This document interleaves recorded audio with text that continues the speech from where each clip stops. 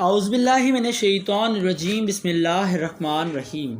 السلام علیکم ناظرین، کیا آپ کو معلوم ہے ٹائروں کا رنگ کالا کیوں ہوتا ہے؟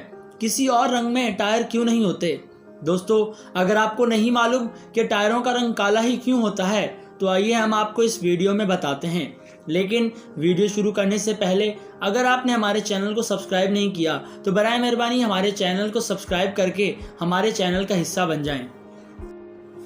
معزز ناظرین، ٹائر چاہے جہاز کا ہو، چاہے کار کا، چاہے موٹر بائک سائیکل کا، ٹائر کا رنگ کالا ہی ہوتا ہے۔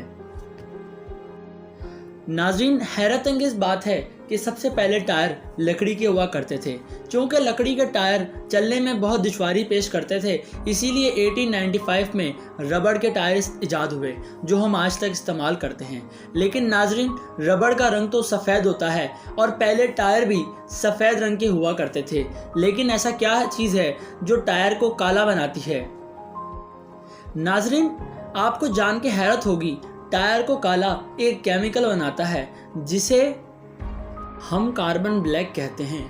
ناظرین، کاربن بلیک کو استعمال کرنے کی ضرورت اس وجہ سے پیش آئی کیونکہ کاربن بلیک ٹائر کی مضبوطی کو بڑھاتا ہے جس سے ٹائر زیادہ عرصہ چلتا ہے۔ معزز ناظرین، اسی کاربن بلیک کی وجہ سے تمام ٹائر کالے رنگ کے ہوتے ہیں۔ ناظرین، امید کرتے ہیں کہ آپ کو ویڈیو پسند آئی ہوگی۔ اگر آپ کو ویڈیو پسند آئی ہو تو لائک اور شیئر ضرور کیجیے گا۔ شکریہ۔